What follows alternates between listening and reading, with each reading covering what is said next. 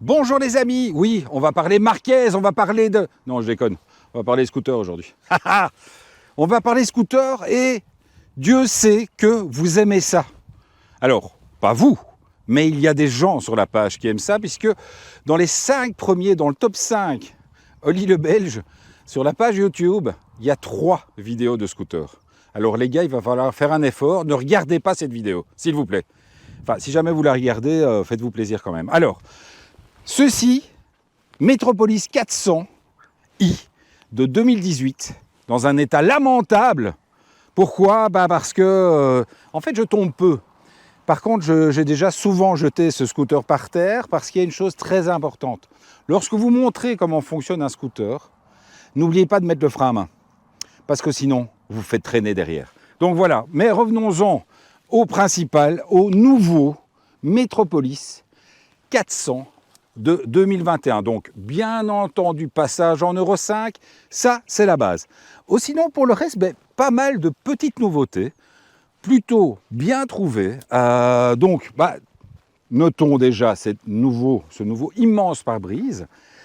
Alors, notons également, on a retiré tous les clignotants apparents, tout est rentré maintenant dans les phares, à l'avant, et alors, exceptionnelle signature à l'arrière, avec les 3 griffes Peugeot.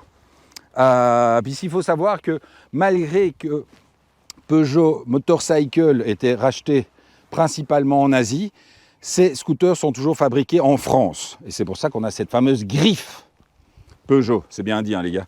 Alors, autre nouveauté, on va passer de l'autre côté. Oui, donc ce n'est pas un drone, hein, les gars, c'est Gilles, hein, vous le savez. Donc, tout nouveau tableau de bord, avec, évidemment, l'Achilles dans la poche. Et regardez-moi ça, si c'est pas beau. Vraiment de toute beauté, avec le nouveau Peugeot Hide Connect, où vous pouvez brancher donc votre téléphone, une application en fait Peugeot, où vous avez vraiment le GPS directement sur le tableau de bord, et puis la musique, etc. Vous pouvez gérer vos appels, etc. Ici, pour le coup, vous voyez, donc il reste encore 227 km d'autonomie, donc il faut compter plus ou moins 250 km d'autonomie, parce que, évidemment, comme beaucoup de scooters, en fait, ce 400i permet sans aucun souci d'aller sur l'autoroute, puisqu'effectivement la protection est plutôt bonne. Mais il faut savoir que, par exemple, entre 110 et 130 km/h, à 110, vous allez consommer 4,5 litres, à 130, vous allez consommer 5,5 litres jusqu'à 6 litres. Pourquoi ? Parce que, évidemment, ce train avant, qui est de toute beauté, c'est aérodynamique comme un caillou, hein.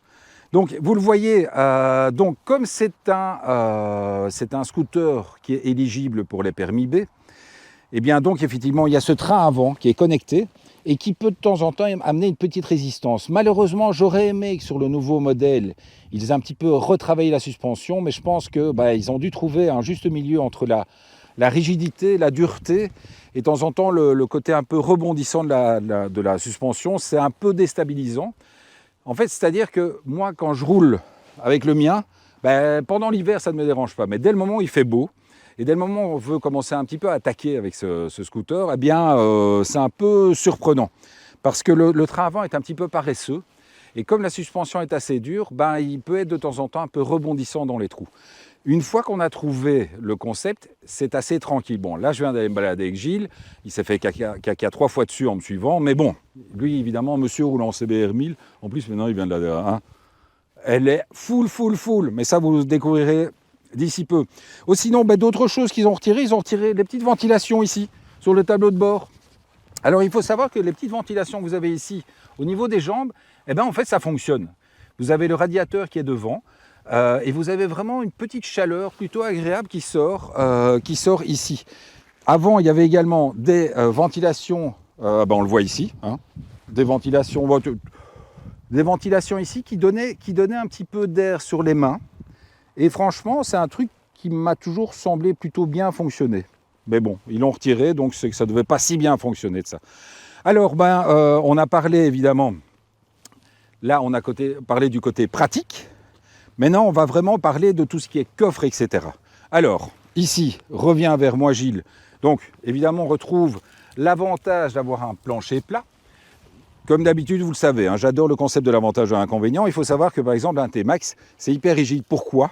Parce que vous avez un châssis au travers du scooter. Ici, un plancher plat, ça oblige en fait à faire un châssis en U, puisque vous avez vraiment un châssis qui remonte devant, un châssis qui remonte derrière, et en fait le moteur qui est disposé on va dire aux 3/4 arrière. Mais toute la partie ici n'est pas hyper rigide, et donc ça amène un comportement un petit peu de scooter, et donc pas de maxi scooter comme on peut avoir sur les nouveaux T-Max. Mais par contre, évidemment, l'avantage c'est que ici vous avez la petite attache et vous pouvez mettre un sac ici. Donc premier moyen de chargement. Second, il y a ici, voilà, ici vous avez également une petite, on va dire un petit truc, vous pouvez ranger votre téléphone, vous pouvez ranger différentes choses. Bon, c'est pas immense, mais ça rentre quand même. Ici, ce qui est pas mal, hop, en fait, oui, tu peux le voir Gilles, oui, ici vous avez la petite prise USB et vous pouvez ranger votre portable juste ici. Donc ça fait partie des choses plutôt agréables. Alors maintenant, passons au vrai coffre. Donc, comme on l'a dit, hein, toujours avec la keyless. Hop, ici, on va dire le coffre principal. Ici, vous avez de la place vraiment pour ranger un PC. Il faut juste pas oublier que le coffre n'est pas comme ceci. Comme vous le voyez ici, le coffre, il y a quand même la partie ici. Et donc, n'essayez pas de mettre quelque chose de bombé, parce qu'il sera bombé jusqu'au moment où vous allez fermer le coffre. Il faut savoir ici, si tu peux, je le sais que tu peux, en fait ici c'est ouvert. Hein. Vous pouvez maintenant vraiment mettre même une raquette de tennis dedans, parce que ça donne sur le 3e coffre, hop, qu'on ouvre ici. Voilà. Et là, vous le voyez, dans ce coffre-là, j'ai rangé sans aucun souci mon casque, même avec le cardo, même avec tout. Ça rentre, et donc vous voyez, comme je l'ai dit tout à l'heure, on voit vraiment l'ouverture de ce coffre. C'est vraiment ultra pratique, et tous les casques qui rentrent dedans sont vraiment sans aucun souci. Alors, que dire encore? Je vous dis, c'est plutôt confortable. Voilà, c'est toujours l'idée. J'aime ce concept de Pluto. Donc Pluto étant le chien de Mickey. Mais donc Pluto, il y a la possibilité d'avancer ou de reculer le petit dosseret ici. Moi, par rapport à ma taille, je suis toujours obligé de l'avoir au max. C'est un scooter qui permet des sorties hors ville. Donc ça permet de rouler en ville, ça permet de rouler en dehors de la ville, puisqu'il y a pratiquement, il y a une petite, enfin il y a 36 chevaux si je me trompe. Donc c'est assez, c'est un scooter qui monte à 150-155 km/h compteur. Je vous dis, une fois que vous êtes à 150, vous pouvez monter jusqu'à 7 litres, 7 litres et demi au 100. Donc la consommation est assez aléatoire en fonction de votre manière de conduire. Et l'autre chose, alors vous voyez vraiment que c'est du direct, je n'ai pas encore regardé, mais j'ai bien peur que malheureusement, tout à fait, donc ils ont gardé ce remplissage de réservoir qui est ici, qui est vraiment merdique. Parce que chaque fois que vous remplissez votre réservoir, vous avez toujours un petit retour. D'ailleurs, ils ont mis un immense bac ici pour récolter un petit peu l'essence supplémentaire. En 3 ans, je n'ai jamais réussi à faire le plein sans en foutre partout. Donc voilà, ça fait partie des choses un peu moins agréables, mais bon. Allez, maintenant on va aller un petit peu se balader, parce que pour une fois on a du matos, pour une fois on a tout le matos, et on espère que pour une fois tout fonctionne. A tout de suite les amis. Voilà, donc on se retrouve, je vous l'avais dit, pour la seconde partie de cette vidéo. Hop, voilà, Gilles redémarre comme il peut, le malheureux. Voilà, vous le voyez, on est vraiment... Ces scooters 3 roues sont extrêmement stables. Il faut juste trouver le bon système. Voilà, exactement comme Gilles est en train de le faire. Il est en train d'essayer de trouver sa trajectoire, et c'est ce qu'il faut faire. Parce que c'est toujours un petit peu déstabilisant. Voilà. Bon, ça c'est beau, ça, le vrai motard. Bon, vous voyez, malgré qu'ils sont en scooter, il me montre quand même qu'il y a des cyclistes dans le coin. Et c'est ça qui est important. Et donc, ben voilà, je trouve que voilà, les motards dénigrent un petit peu ces scooters. Et pourtant, Dieu sait que ça peut être vraiment une bonne option lorsqu'on a envie de rouler tout au long de l'année, parce qu'au niveau sécurité, c'est quand même spectaculaire. Les pneus sont quand même accrocheurs. Bon, par exemple, sur le mien, j'ai vraiment mis un pneu, on va dire presque hiver. Et c'est quand même super pratique. Là, je vais faire un petit dépassement. Voilà. Regardez comment ça accélère bien. Comme ça, je vais faire un petit passage. Je vais pas le tuer tout de suite derrière. C'est parce que bon, faut quand même pas déconner. Moi, je connais la route, lui, il la connaît pas. Donc ben, regardez, ben, justement, là, regardez la beauté de ces clignotants et de ces feux arrière. Voilà, je laisse passer. On reprend, c'est parti mon kiki.